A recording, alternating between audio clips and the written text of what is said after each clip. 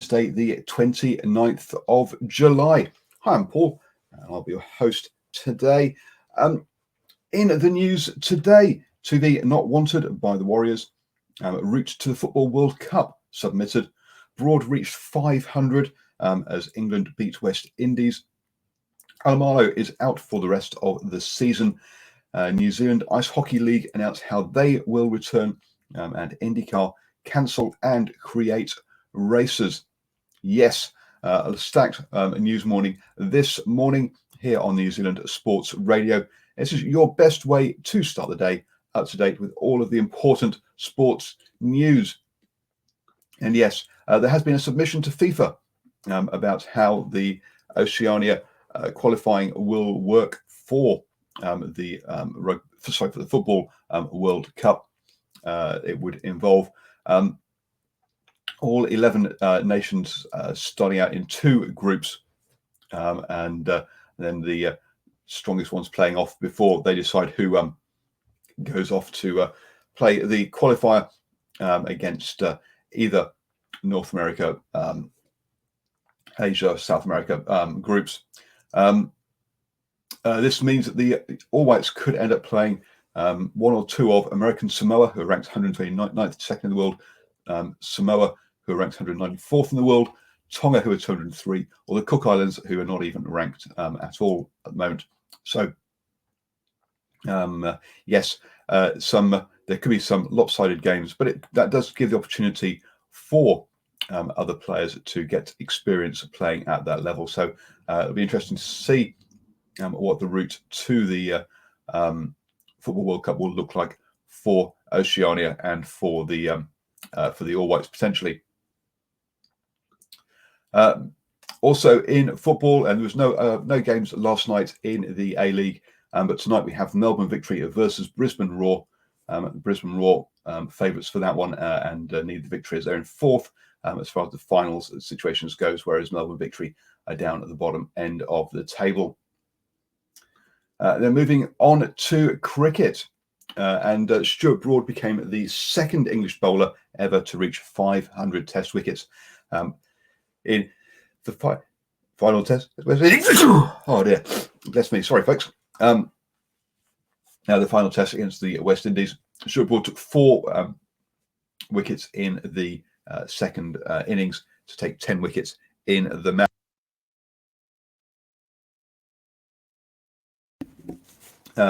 As England beat the West Indies comfortably. The West Indies were all out for 129 in their second innings.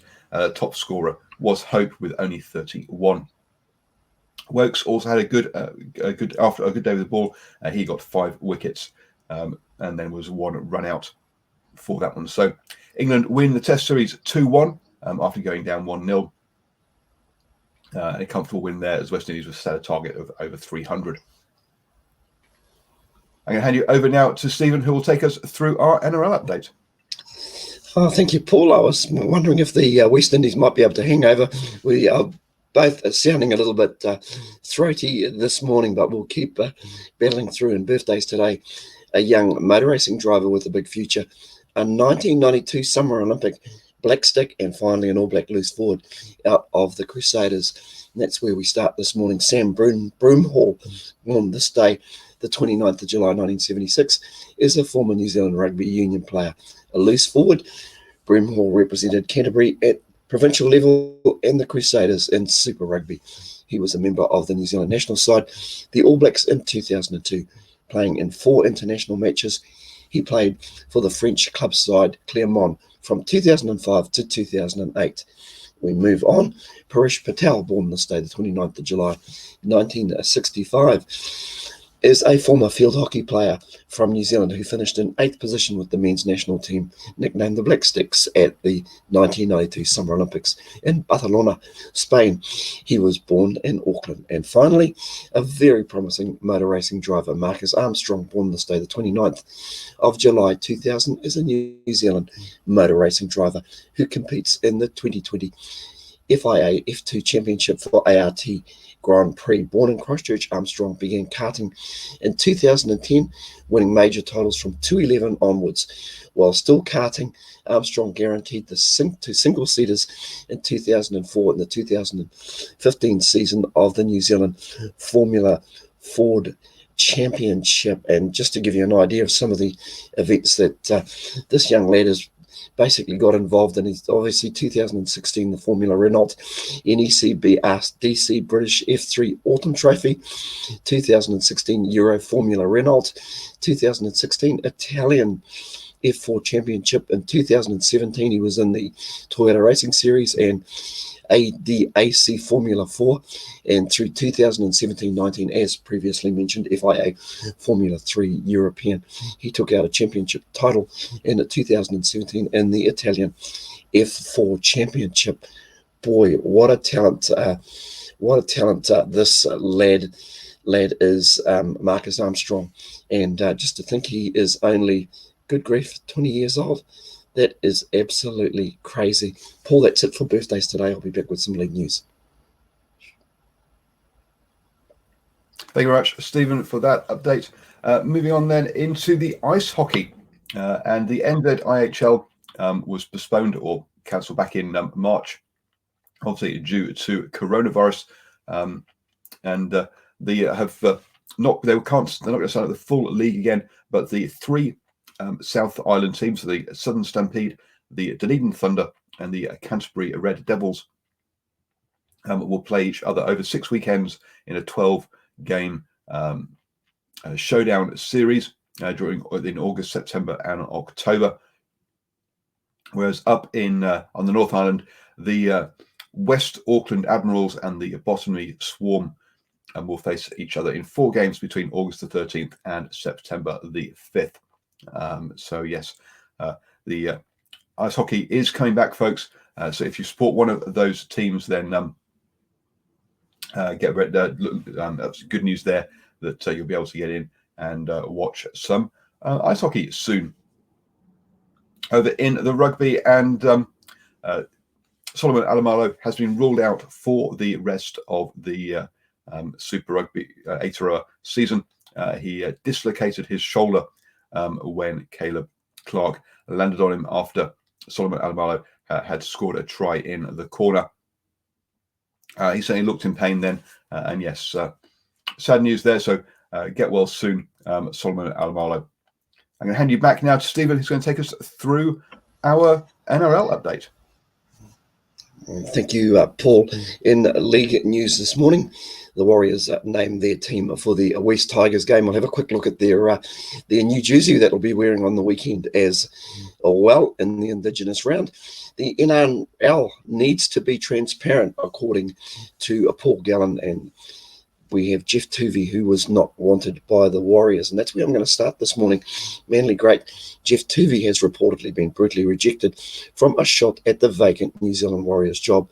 Swept aside without even an interview, Warriors CEO Cameron George rejected the former Manly mentor as he did not meet the criteria without an interview, but reportedly thanked Tuvey for his interest. It's another setback for Tuvey, who was sacked following the 2015 season after the Sea Eagles missed the finals for the first time under his 4 years as coach. Also, just staying with something a little controversial as well, a dangerous precedent has been set by allowing Sonny Bill Williams to play in the NRL while contracted in another league.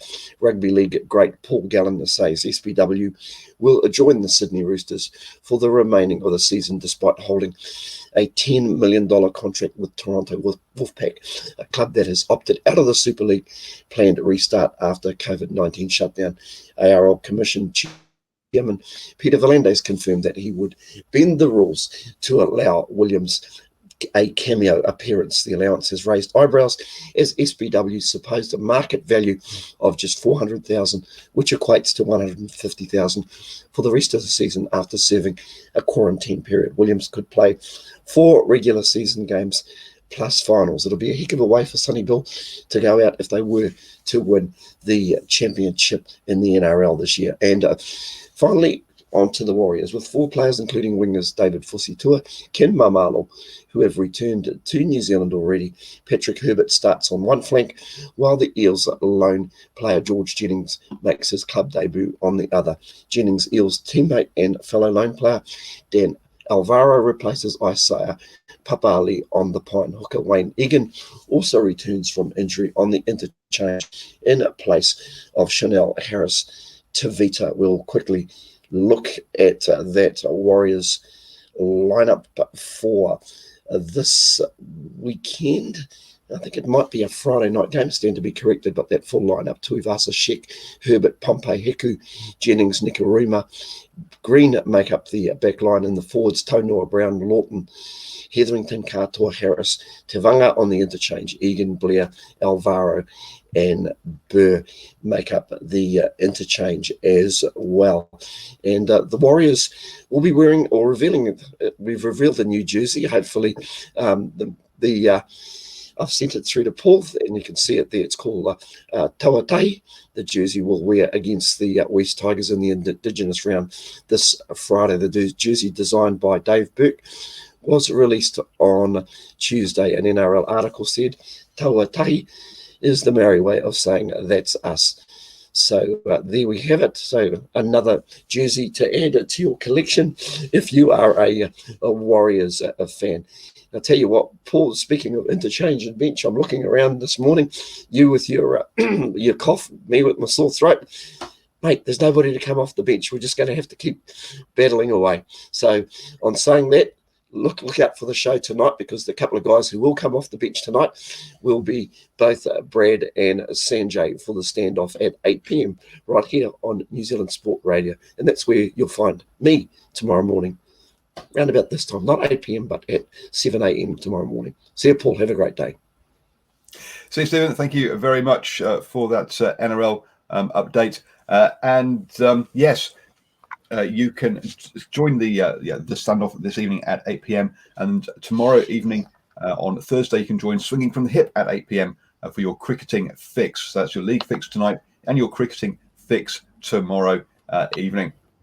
Moving on then into the Sal's NZ NBL, we're into the finals series, and we had 2 games last night in the finals. The Nelson Giants came up short against the Canterbury Rams, 89-93. It looks like the Canterbury Rams have found some form just at the right time of the season. They started the season, remember, with 3 victories on the trot. They then lost 10 on the bounce before winning their final game in the regular season.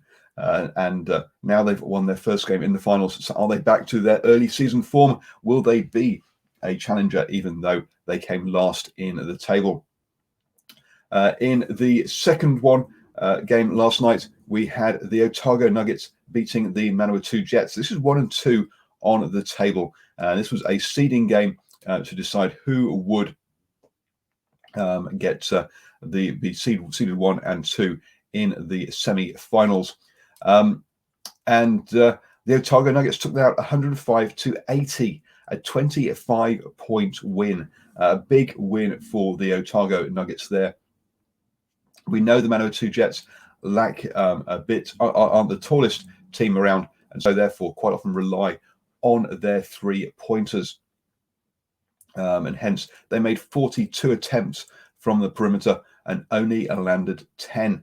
And when you're only shooting 23% and you're making that many shots from out from out wide, or outside, from a long distance out, then you're going to be in trouble. In that pressure on those 3-point shooters really was what gave the Nuggets the game.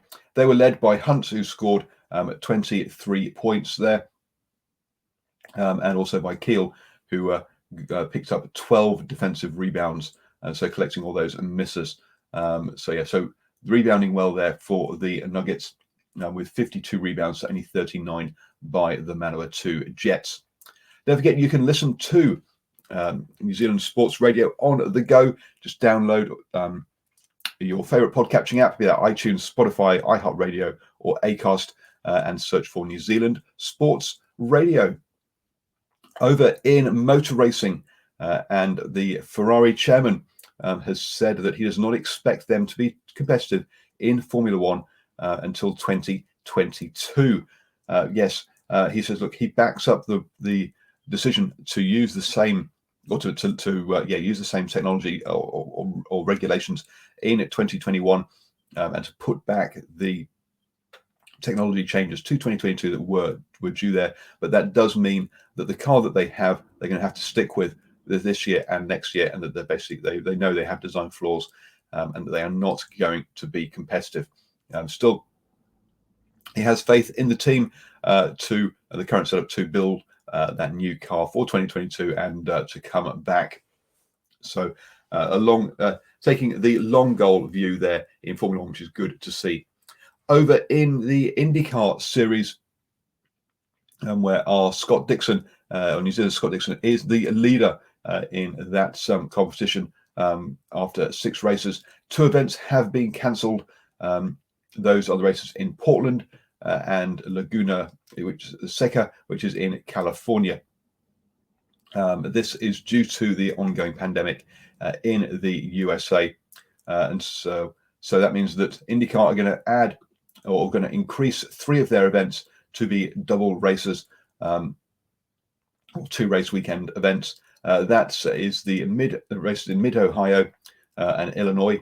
That will be in September, in August, and the Indianapolis event in October. IndyCars is still going to remain at 14 races for the season. So yes, they are doing everything they can to keep up having a full season of races there. Moving on to sailing, and in the America's Cup, we said that America's Magic had got back out on the water, and they had a bit of a race against the team in New Zealand.